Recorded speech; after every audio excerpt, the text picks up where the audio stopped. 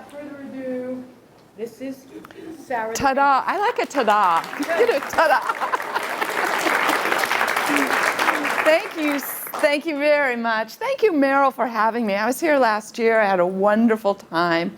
Thank you, and it's so nice. I'm seeing people I know here from before. It's good to see you again. Thank you more than that, though, for what you do. You're all educators, right? That's the group, all of you pretty much. You work with kids. Thank you so much for all of us who write books, because if you didn't teach those kids to read and teach them to love to read and give them access to books and put our books in their hands, nothing would happen. And that's a really important thing. You guys are heroes to me. If I could do it, I would follow you home and I would sneak into your house and make you heart-shaped pancakes, except that would be really creepy. So I just want to say thank you. We really thank you for this. Who knows what the future of books is? It's turning into content now, but we really appreciate what you do right now for books. Mostly, I remember from last time, you'll have questions. You want to talk about the things that have come up for you, or things that you want to know about as people using books. And I want to do that, but so there are just a few things I want to talk about. First of all, I need you to know that you don't scare me. It's important, because I think adults used to think that they could scare me, but I'm just coming off a month-long or 5 weeks of speaking to kids in Oklahoma and Texas, thousands of kids, and there is nothing you can ask me now that will scare me. None of you are going to ask me questions like, well, how old are you? Anyway, it's like, whoa, I've never seen such an old person. And how much money do you make? And do you ever brush your hair? And I'm really sorry, I didn't brush my hair since Illinois this morning. But anyway, so you don't scare me. I'm really happy to be here. And in fact, whenever I talk to educators or librarians or booksellers, I feel like I'm preaching to the choir. I'm not only preaching to the choir, it's preaching to the people who invented hymnals and, sing all the songs. So I know that you know all this stuff. You know why books are so wonderful and what's so important about reading. So I think it's my job to just encourage you and thank you and tell you a little bit about my side of it, what it means to be a writer, and what I think about when I'm doing my job. So I want to go back a little bit and tell you that I've been doing this for 17 years now. It seems like I just switched careers, but it's been 17 years. And I know this because I just 2 weeks ago handed in my 17th book, and it takes a whole year to do a book, to do it right, and then to go out and promote it a whole year. So 17 years I have been doing this. I was a painter first, and then I came to writing, and it was the correct thing. I just knew from the minute I did it that it was the thing I was meant to do forever. And in the beginning, when I was writing, I just knew that I was very, very happy to be doing this simple thing, this telling a story with a beginning, a middle, and an ending about a character that you could care about. That seemed to me a really important thing. And I would go to schools and I would talk to kids, and they were in 3rd grade, usually 2nd or 3rd grade, because at the time that I'm going to tell you about, I was working on the Stuart series. Stuart's a little boy in 2nd, moving into 3rd grade, and he worried about a lot of things. So I'd go into schools and I would say, tell me what you worry about. It's good to tell someone what you worry about. Give me an anonymous note about what worries you. And the kids would do it, and they'd be all the things that kids worry about, the things that are right and proper for them to worry about, and I'd get these back. And then suddenly, after September 11th, I started getting these pictures. I'm worried about buildings blowing up, or planes crashing into my home and my family falls out of a window, and terrible things that kids shouldn't have to worry about. And I realized then a couple of things. I realized that we are unable to parent our children in a way, a society way. We're unable to parent them, I think, the way we would want to, which is to say, no, at this stage you're ready to hear this, and at this stage you can process this. We couldn't do this anymore because every kid I know saw those images 10,000 times and had no point of reference, and was very, very lucky if they had a parent saying, here's what's going on, and let me tell you how to process this and help you with it. So that was going on. And at the same time, I had a lot of friends who were saying, well, I think everybody in America was having this collective midlife crisis where they were asking themselves, what I do, is it important? What's meaningful now?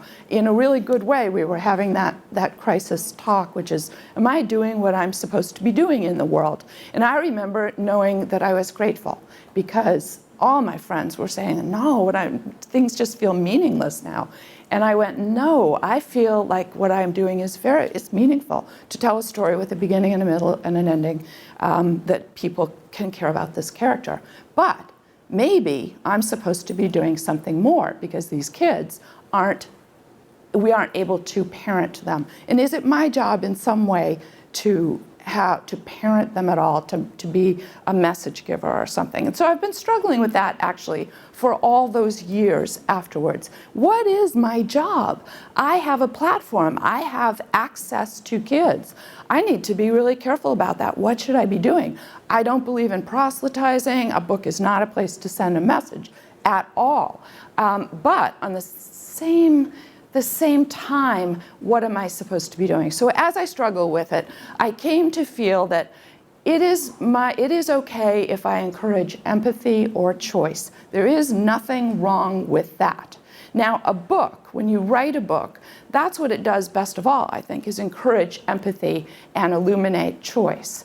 It encourages empathy because when you read about a character, what you do, the author is always showing you how you can relate to this character. We don't ever write about characters that you can't relate to. And this is our job, is to say, look how human, and look how this person fits in. Even when they're evil characters, it's our job to say, this is what a human being could do, and here's why, and we're trying to tell the truth about that. So when you write a book, what you are hoping to do is to say to that reader, you are a member of this tribe called humans, and look how big it is, and look how welcoming it is. All these people, we welcome you in. So you're trying to say to the kid, to the reader, here is a way to find out who you are, and also a way to find out who you could be. I think a lot about that when I write for kids.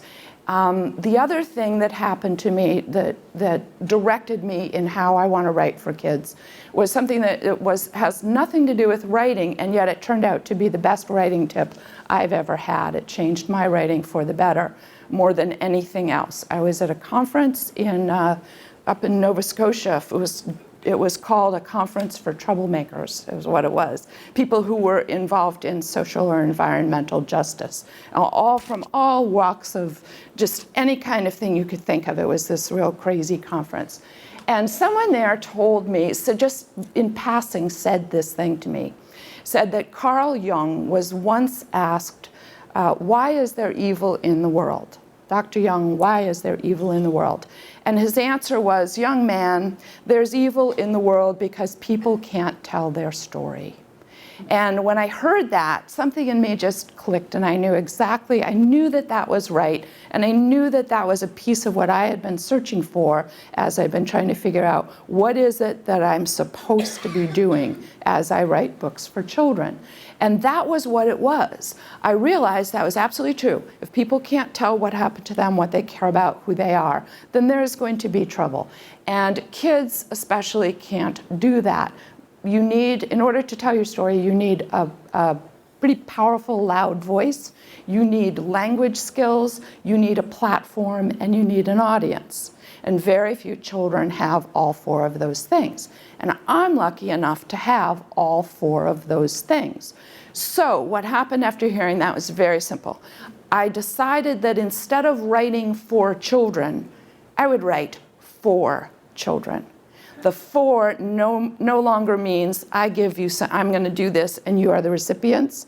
It meant I'm going to do this thing because you can't do it. I will say this thing because you would say it if you could. And that changed my writing a lot. I started to think, all right, I'm supposed to be the voice. I'm not going to care anymore about, are the kids going to enjoy this? What I'm really going to care about is when the adults read this book, I want that kid next to them saying, yeah, that's how I feel. Yes, that is what I would do, or this is how I feel, this is what happens for me. So those are the things that I think about when I'm writing my stories.